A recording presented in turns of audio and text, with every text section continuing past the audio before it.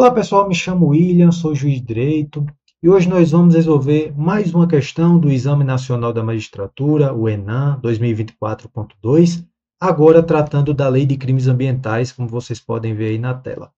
Nós vamos tratar o ponto mais cobrado da Lei de Crimes Ambientais, que é a responsabilidade penal da pessoa jurídica.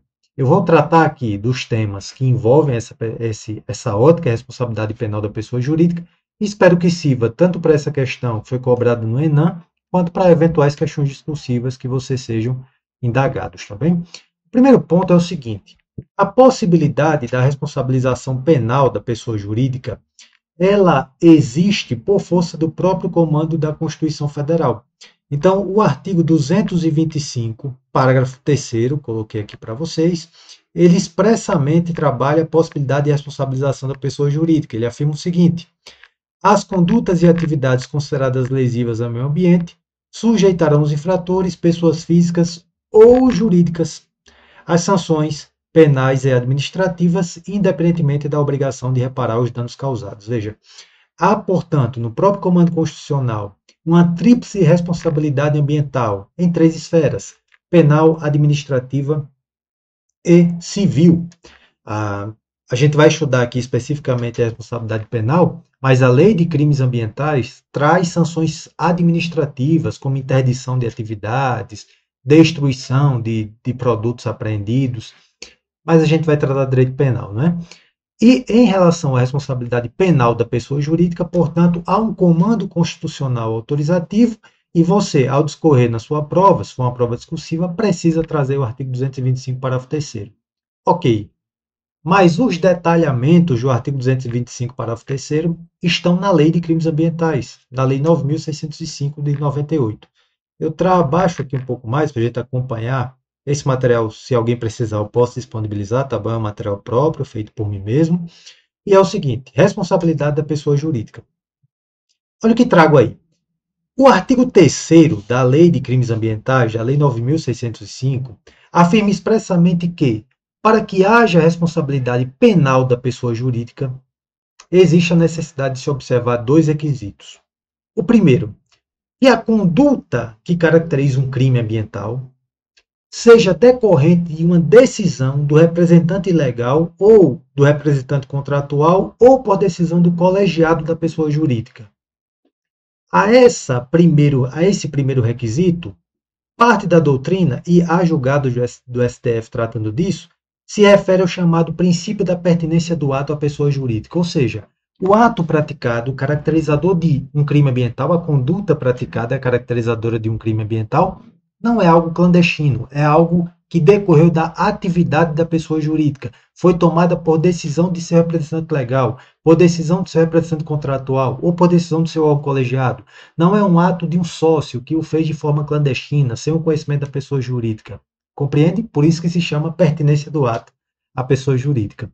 E o segundo requisito, trazido no artigo 3º, é que, para que eu possa falar em crime ambiental praticado por pessoa jurídica, eu preciso ter uma conduta praticada no interesse ou no benefício da entidade, ou seja, no interesse ou benefício da pessoa jurídica. Bacana? Então eu preciso ter esses dois requisitos. Professor, como é que eu vou saber se esses dois requisitos estão presentes para que eu marque a assertiva correta na prova? Evidentemente que o examinador precisa trazer esses dois requisitos para vocês, tá bom? Mas aqui embaixo, no slide, eu vou exatamente trabalhar essas questões. Olha, o primeiro requisito, que seja no interesse ou em benefício da entidade. Olha o que eu escrevo aqui.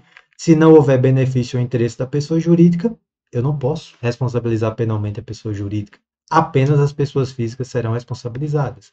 Em relação ao segundo requisito, vocês podem anotar, né? Eu estou passando bem devagar.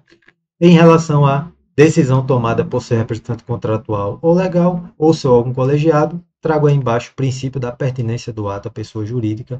Vou ler esse pequeno trecho com vocês, tá bom? Olha, ou seja, o ato lesivo decorreu do processo normal de deliberação interna da pessoa jurídica, de seu ciclo decisório interno, com observância das regras regimentais internas, demonstrando-se assim que houve aceitação da pessoa jurídica no sentido da ciência pelos órgãos internos de deliberação do que estava a cometer e da aceitação ou absoluta inércia para impedir. Portanto, esse é o segundo requisito, né? O princípio da pertinência do ato a pessoa jurídica. Bacana? Então, eu posso ter responsabilidade penal da pessoa jurídica por crimes ambientais? Sim. Artigo 225, parágrafo 3º do texto constitucional, que é trabalhado, minudenciado na própria lei de crimes ambientais.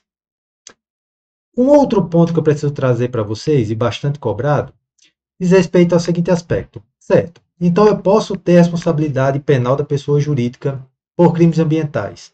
Mas, para que eu fale em responsabilidade penal da pessoa jurídica, necessariamente preciso também que haja uma pessoa física sendo responsabilizada penalmente? Porque a gente pode pensar que, olha, a pessoa jurídica, eu não tenho uma conduta própria da pessoa jurídica, e sim das pessoas que estão por trás dela. Então, eu posso falar em responsabilidade penal da pessoa jurídica sem responsabilidade penal da pessoa física? Sim, você pode falar.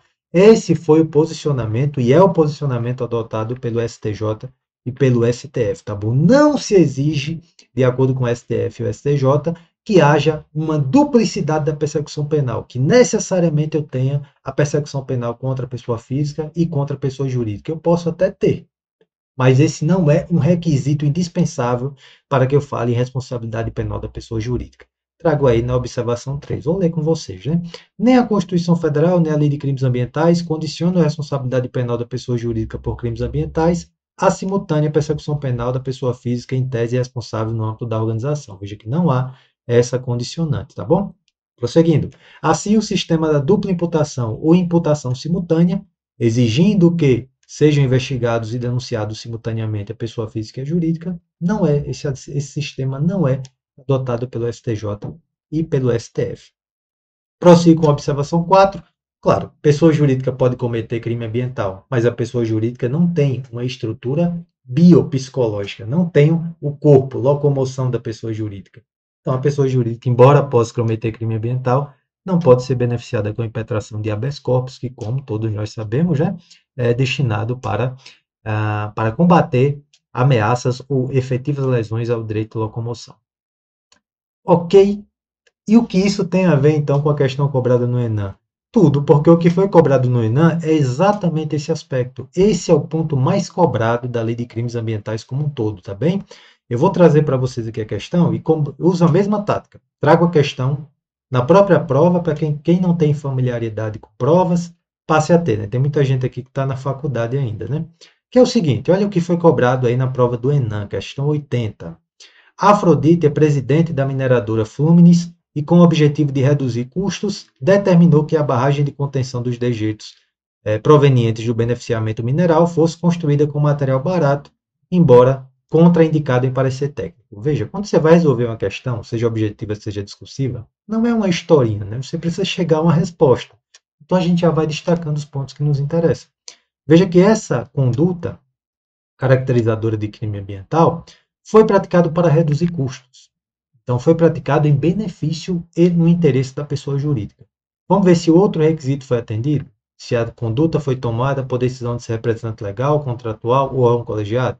Para que eu possa falar em responsabilidade penal da pessoa jurídica, também preciso ter esse requisito atendido, né? Princípio da pertinência do ato à pessoa jurídica. Prosseguindo, então. Por maioria, o Conselho de Administração da Fluminense referendou a decisão de Afrodite. Bacana. Então, tem o órgão deliberativo concordou com a prática da conduta. Em decorrência da precariedade do material utilizado, a barragem veio a desmoronar, causando poluição e graves danos ambientais, fato em tese penalmente relevante pelas circunstâncias do caso. Percebe que o próprio examinador já trouxe para a gente os requisitos que a gente não precisa adivinhar, o examinador mesmo vai trazer. E o que foi cobrado nessa questão, pessoal, era exatamente para a gente apontar como correta a alternativa C. Olha o que ela vai dizer. A mineradora pode ser responsabilizada penalmente pelos crimes contra o meio ambiente praticados em seu interesse ou em seu benefício, sim, ainda que nenhum de seus dirigentes ou prepostos já tenham sido responsabilizados civil ou criminalmente. É correto, né? Nós vimos que a dupla persecução penal necessária para que obrigatoriamente eu tenha uma pessoa física sendo responsabilizada com uma pessoa jurídica penalmente falando, não é adotada pelo Supremo Tribunal Federal e não é adotada também pelo Superior Tribunal de Justiça. Bacana, veja aqui, o ponto trazido aqui pelo Enem é o ponto mais cobrado da Lei de Crimes Ambientais. Se você está com pouco tempo para estudar, estude só isso, porque de 10 questões, pelo menos 5 vão tratar exatamente desse ponto aqui. A lei de crimes ambientais é bem grande. Bem, pessoal, espero que tenha servido aqui para vocês, que tenha sido útil. Qualquer dúvida, podem me procurar nas redes sociais, eu respondo todo mundo. Foi um prazer mais uma vez essa aula e bons estudos.